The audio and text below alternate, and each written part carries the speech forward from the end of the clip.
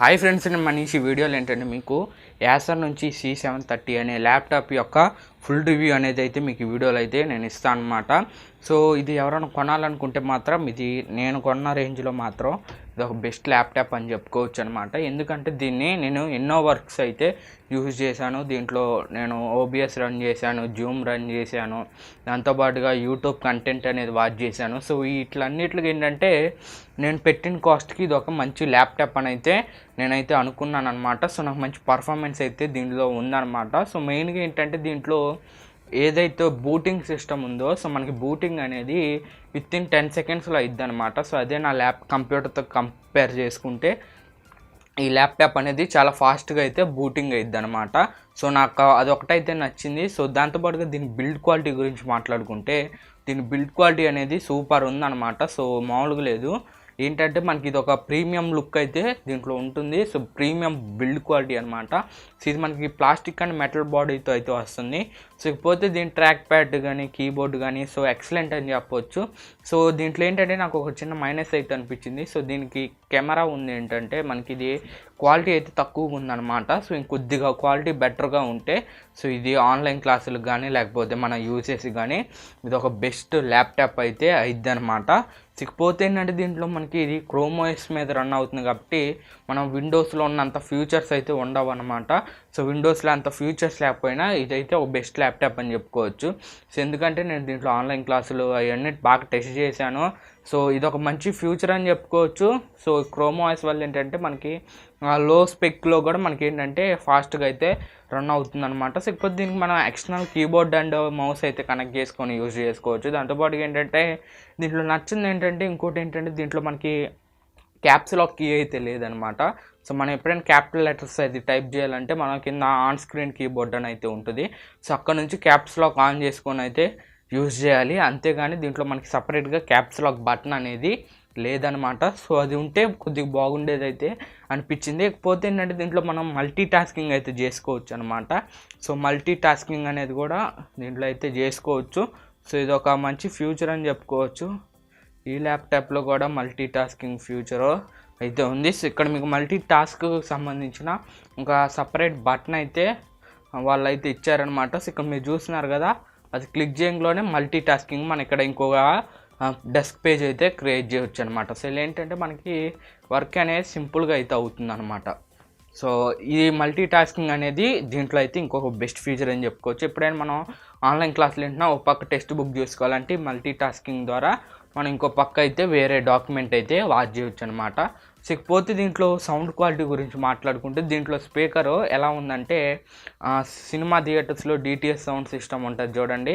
So అలా కాకుండా ఏంటంటే ఇది మామూలుగా చైనా ఫోన్లో వచ్చే డబ్బా స్పీకర్స్ లాగా అయితే దీని సౌండ్ క్వాలిటీ అయితే ఉందన్నమాట. సో దీని సౌండ్ క్వాలిటీ కూడా అంతేం బాగలేదు. సో మీరు ఎప్పుడైనా ఇలా స్మూత్ సర్ఫేస్ మీద పెడితే మీకు సౌండ్ అనేది రాదనమాట. సో ఎప్పుడైనా మీరు ఇలా కింద స్పేస్ ఉన్న తట్టు పెడితే ఏంటంటే మీకు దీని సౌండ్ అనేది వస్తుంది అనమాట.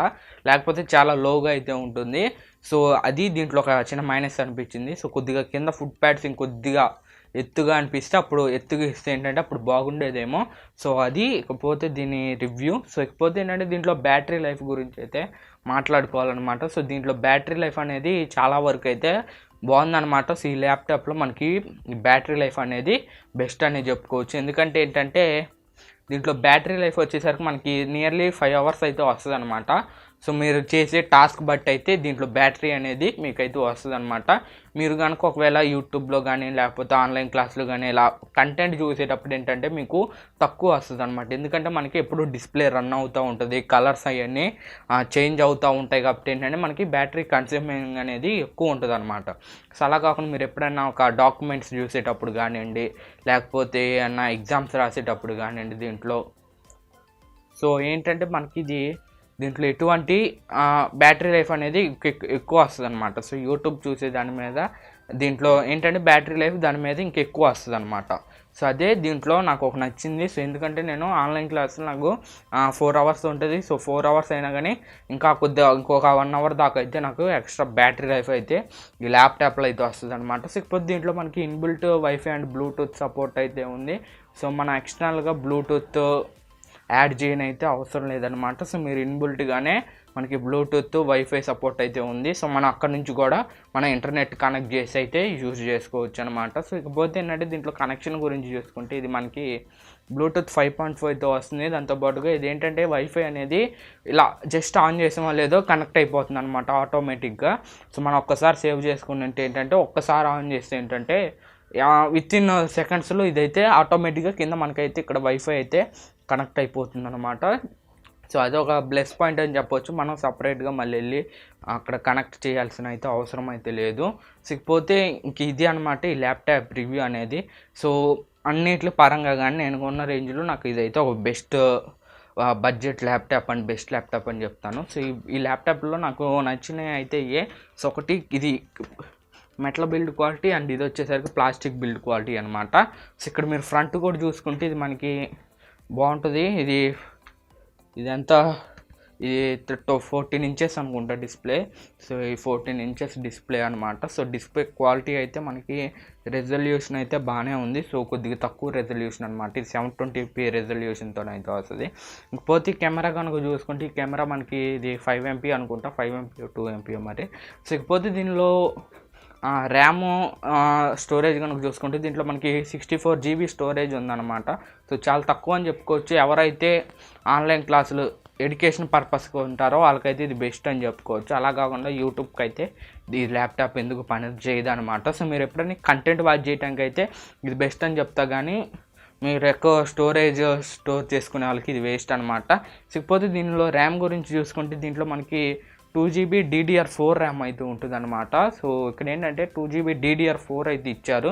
సో దాంతోపాటుగా ప్రాసెసర్ కనుక చూసుకుంటే దీంట్లో మనకి ఇంటెల్ సెల్ట్రాన్ డ్యూయల్ కోర్ ప్రాసెసర్ అయితే దీంట్లో ఉందన్నమాట. సో అయినా మనకి క్రోమ్ OS కాబట్టి మంచిగా అయితే రన్ అవుతుంది. సో మెయిన్గా మనకి ఏంటంటే ల్యాప్టాప్లో మనం ఎప్పుడన్నా యూట్యూబ్ కానీ లేకపోతే ఆన్లైన్ క్లాసులు కానీ ఇది ఒక బెస్ట్ ల్యాప్టాప్ అని అయితే చెప్పుకోవచ్చు అనమాట. సో ఫ్రెండ్స్ మరి అది వీడియో నచ్చితే లైక్ చేయండి. ఇది ఎవరైనా కొనుక్కోవాలంటే కింద లింక్ ఇస్తాను. సో అక్కడ నుంచి అయితే మీరైతే పర్చేజ్ చేసుకోవచ్చు అనమాట. So friends in the next one.